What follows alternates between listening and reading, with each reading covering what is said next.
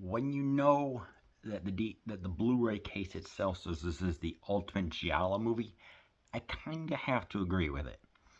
If you want to know, right there, you can just make it. This is the ultimate giallo movie. From Dario Argento, master of the macabre, and the man behind some of the greatest excursions in Italian horror, Suspiria, the bird with the crystal plumage, comes Deep Red, the ultimate giallo movie. One night musician Marcus Daly, David Hemmings from Blow Up, looking up from the street below, witnesses the brutal axe murder of a woman in her apartment. Racing to the scene, Marcus just manages to miss a perpetrator, or does he? As he takes on the role of amateur sleuth, Marcus finds himself ensnared in a bizarre web of murder and mystery where nothing is what it seems. Aided by a throbbing score from regular Argento collaborators Goblin, Deep Red, aka Profondo Rosso on the Hatchet Murders, is a hallucinatory fever dream of a giallo punctured by some of the astonishing set pieces this subgenre has to offer. You're gosh darn right about that. I mean, it's just an absolutely visually, it's a stunning movie. I mean, obviously just the fact you have some of the blood, it's like you just look at. Of course, we've got some dang cards right here, which I'm going to look at.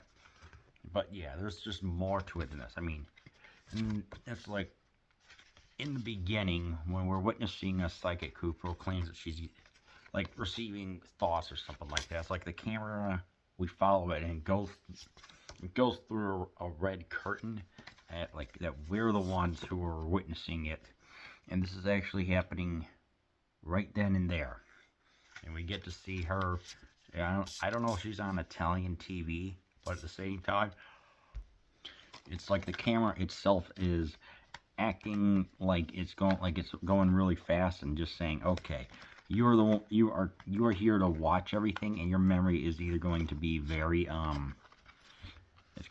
very shaken as what you're watching, or you're going to be like, you know exactly what's going on. But it's got all the hallmarks of a giallo. You got the black gloved hand, you have the close-ups, you have the guy in the trench coat, and you have all the plot points that just go from one to another. And just when you think that the murderer has been revealed, not yet. Deep Red is Argento's undisputed giallo masterpiece and requires an arsenal of superlatives to do it justice. Coming between his early animal trilogy thrillers, Crystal Bird, Count Nine Tails, and Four Flies, and his later surreal natural super extravaganzas, Suspiria and Inferno, this breathtaking mystery is clearly transitional work. One from the intricately constructed whodunits of his past, and the other, and the more flamboyant mosaic styles of his grand guignol future. Deep Red takes the Argento brand of technical bravado and deranged shack tactics that made him world famous in stunning new directions, and create an artistically renowned and truly terrifying magnum opus, a pulse-pounding descent into a baroque vortex of madness that begins when a celebrity psychic senses the identity of a murderer at a parapsychology convention and becomes the killer's next victim. I stand corrected. Whatever.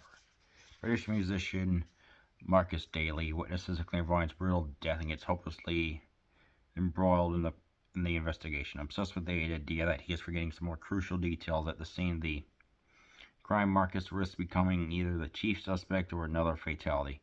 From these narrow plot threads, Argento leads one of his most imitated films, effectively staging high-powered visceral dynamism with choreographed to a landmark progressive rock scene. Let's see. The murder set pieces of his films have gained Argento a peerless cult stamp, ending in Deep Red's catalog of carnage has rightfully become the stuff of legend, from broken glass execution and boiling water down to the mantle piece teeth bashing and neck-chain decapitation. The terror tableau are spectacularly stage managed for maximum shock and awe. The viewer doesn't see the obvious. In this uber giallo, Argento plays completely fair with the identity of his black-gloved assassin. Maniac's face is in clear view as the key death scene, but only a second viewing to be privy to the solution reveals that. Because the main point Argento makes in Deeper is the elusiveness of memory, how the faulty remembrance of Things past can irrationally unsettle and be deadly. Cast by Argento because of his role in Michelangelo and Antonioni's swinging 60s milestone blow-up. Hempkins is once more plunged into a warped variation on detective fiction conventions and dealing with illusion versus reality. Except in Deep Red, Hemmings' character doesn't gaze at an enigmatic crime photo and find no answers. He collects them when he thinks is an abstract painting. We can't see a deceptively easy explanation staring him in the face. Deliberately theoretical. The opening conference is introduced with a painting of red, parting with red curtains. Argento plays with the melodrama, telepathy, and the ability to see into the future with remarkable dexterity. Triggered by the genuine insights of the ill-fated medium, seen reacting in horror moments before the ex-murderer breaks down her apartment door. The precognitive theme is brilliantly carried throughout the entire sleight-of-hand narrative as a device foreshadowing each death. For example, Marcus is scalded by the coffee machine steam prior to the boiling water death of the modern ghosts and black legends of today's author. When Marcus jokes about playing the piano because it represents the symbolic smashing of his late father's teeth, the bloody mantelpiece disfiguration isn't too far behind. With Argento's camera cruising in close-up along the keys of the piano, between toys on the floor and following mannequin's eerie entrance and lower leg focusing on the killer's lost marbles. Deep Red takes his provocative Freudian motifs and visually elevates into high art. Even voyeuristic nook and cranny exploited by his purposeful camera.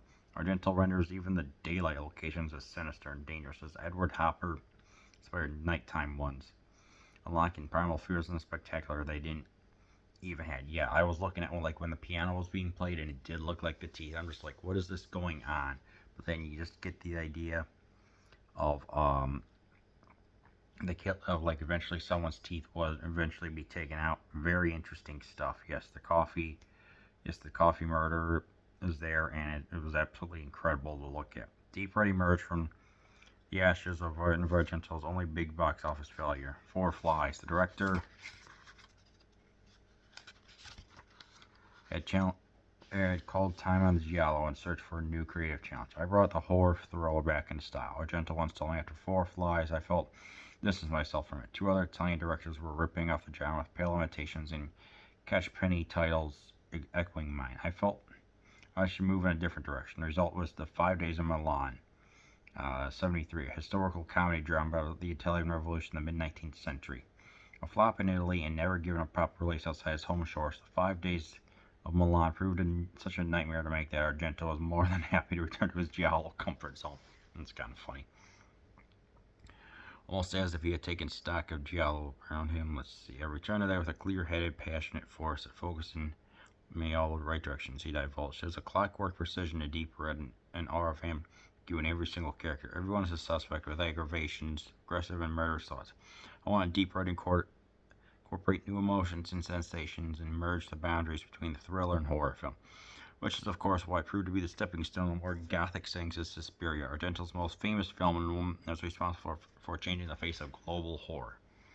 To help reinterpret its characteristic giallo themes, Freud's primal scene theory about the warped childhood experience leading to disoriented adult experience. The spectator made both accomplice and victim. The fetishized murder weapons. Argento chose as co-writer Bernardino Zapponi, the longtime collaborator of Federico Fellini, not because Zapponi had written Satyricon 69 or Roma 72, but because in the script of the director's acclaimed Toby Dammit segment in the Edgar Allan Poe anthology Spirits of the Dead, 1968. Bernardino filmed with an optimism on a daily basis that was a joy to work with. Let's see, blah blah blah. Though The Bird was shot entirely on location in Rome, Argento had veered away from filming the Eternal City because of the constant tourist hassle. Turin soon became his city of choice, and Deep Red benefits enormously from what Argento terms as magical atmosphere. Hardcore elaborates, there are more practicing Satanists in Turin than there's any other European city, and wanted that superstitious undercurrent unfolding in the background. Turin is actually an Italian film industry that was originally based in the silent era. Blah blah blah. What is this about? During the 30s, Mussolini. By the way, yeah, pretty much every single part of this film is freaking phenomenal. Yes, there is some blood, but at the same time, it's just freaking great to look at. Moved it to Rome, but be near out of Vanity, but I've always preferred Turin. See, there was lead actress Daria Nicolodi in the rock band Goblin. Let's see. Former stage star Nicolodi would be vital to Argento's career. Changes become his lover and the mother of now famous actress Zia.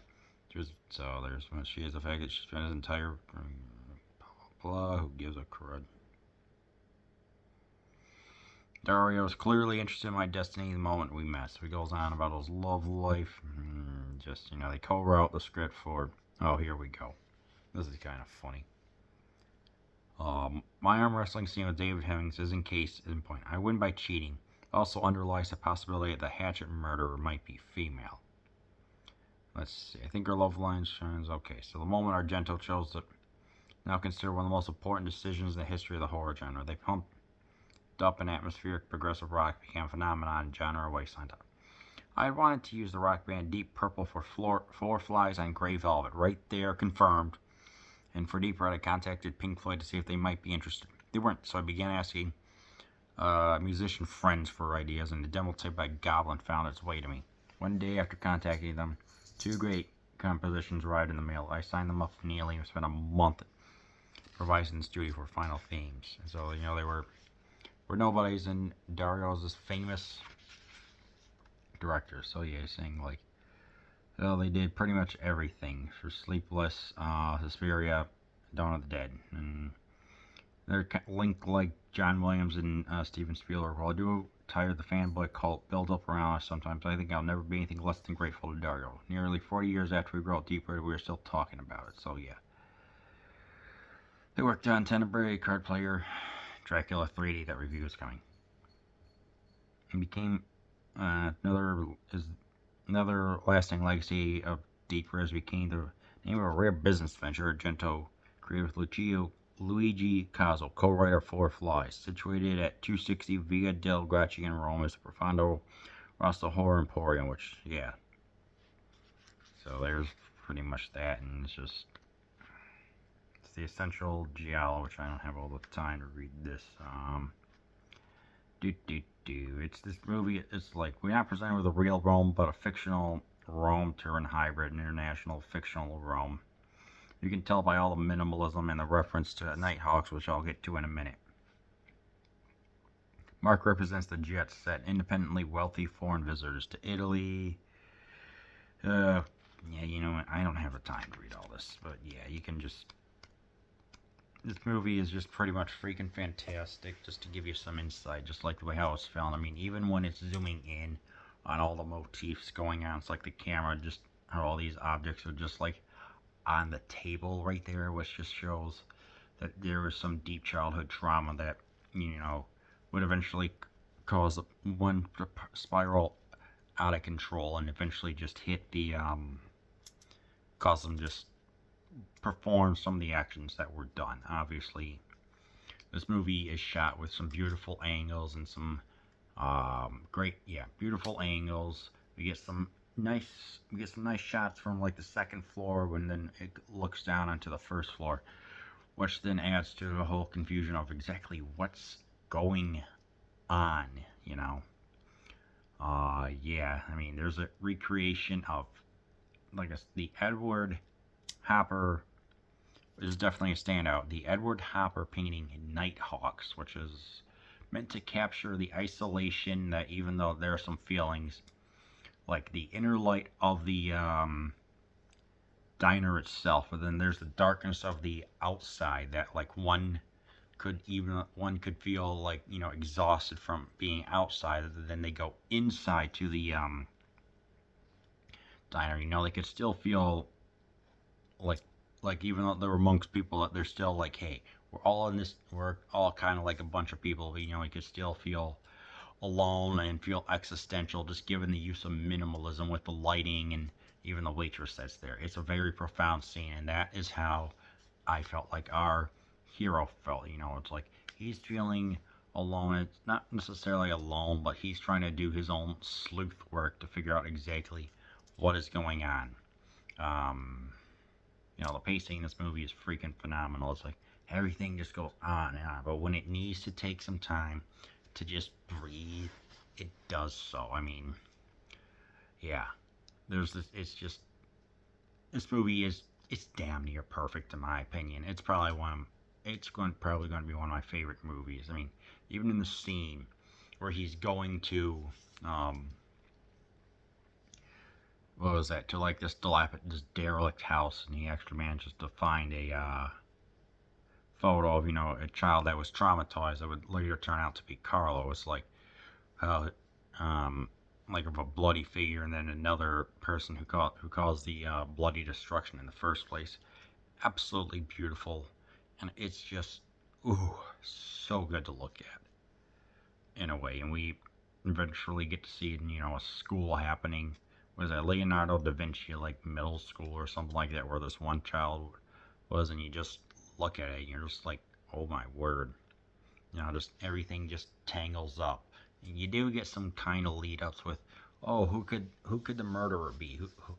Here's this woman getting philosophical, and then here's Carlo and Marcus as they talk about how they play the piano. That one plays it for survival, the other one plays it for the art. It's like you're the one you're having more of the richer lifestyle, and here I am just trying to play it more for the musician's sake. So we get some different interesting philosophies about that, again, to represent different lifestyles at the time. Of course, there was the obvious central theme of memory and interpretation, like how our memory can be absolutely lousy, and we think like, hey, how could a painting disappear from a mirror, and like it's there like 1 minute and then 5 minutes later it's disappeared, and then those two talk about saying like, yeah, it's got to represent something important, and of course Marco just dismisses it because he thinks that Carlo is a drunk, and then we eventually find out why Carlo drinks later, which I don't want to spoil it, but let's just say it was intense stuff. And of course, with Goblin performing the score, it's like things just get set in motion. While they have everything going on, the action then just goes boom, just like that. So once the music is an accoutrement to everything, but again also meant to highlight the absolute tension going on. So yeah, performances are good. I don't really have anything to say here more for the stylistic choices, especially when they're zooming on like the marbles, the childhood and everything. It's just absolutely surreal to think about. So yeah, again, I can't stop gushing over this movie. I highly recommend that you watch Profondo, Rosso / Deep Red.